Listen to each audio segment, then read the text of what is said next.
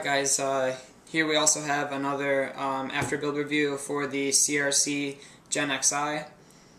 This is a 12 scale on-road carpet racing piece of art, I guess you could say. This car itself is made for a shorty lipo pack, one cell, which sits this way in the car, but you can also set it up so it sits the long ways, like we've been doing the past couple years. So I'm just going to kind of start from the front, work my way back, just like I do in any of the other videos.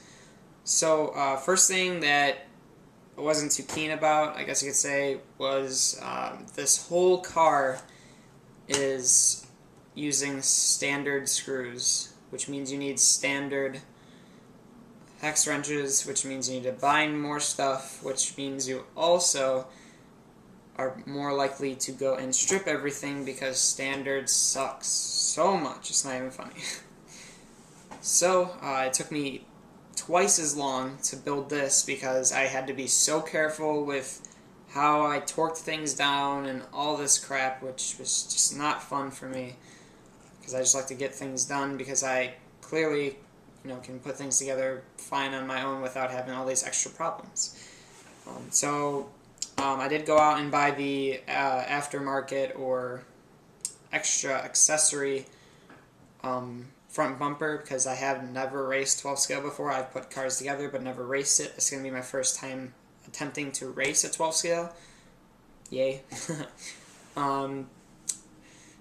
So basically, we're going to go to the bottom real quick. These screws are Phillips heads.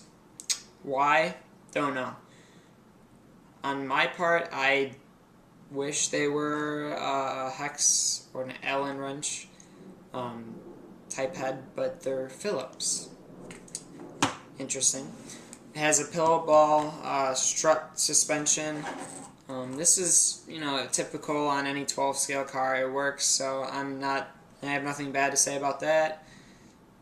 Turnbuckles for the steering, I don't see them breaking at all. They look pretty beefy, pretty nice. The only way to get this all correct in the front with the strut suspension is to make sure that the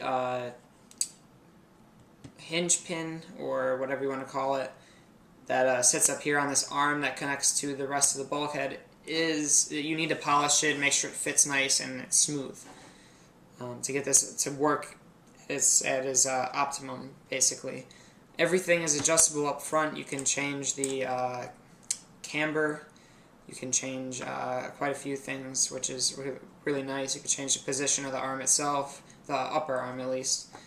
And then going to the assembly of it, one of the things that I had a problem with is there's a pillow ball that sits in the suspension arm that you have to pop in there. Those things are the hardest thing I've ever tried to pop into an arm in my life. And these screws were not in there yet either. So they're not coming out anytime soon, and if they do, I am literally going to laugh my ass off because that is insane. Moving back, everything went together pretty well in the back. I had no problems with anything. The instructions were really good. It was the first time that I actually had to read the instructions fully to make sure that this was all together correctly. And when I talked to a few guys, they felt the car. They said it felt really good. So we clearly did it the right way. I have no complaints as far as the pod connections at all. It was really straightforward, really easy to know about. The diff went together great. This thing is smooth as butter. When it's this thing is cranked down pretty hard and it's tight. It's not going anywhere. So I was really happy with the build on that.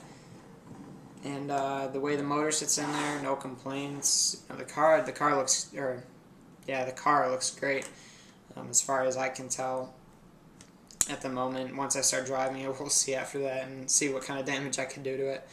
But basically from this point that way, car's great.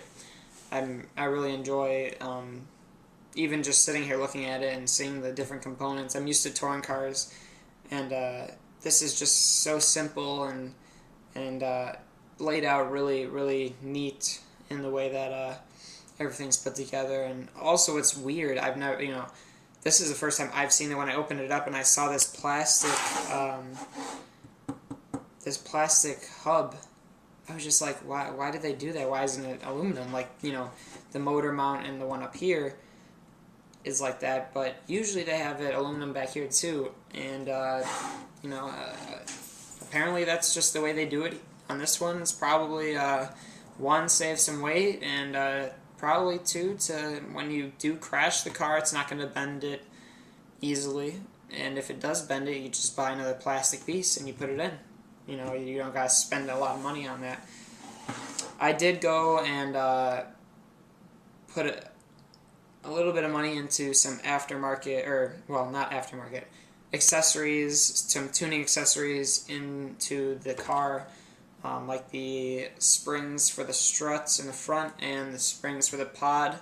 I bought some different oils for the dampener tubes and for the, bought some different springs for the shock.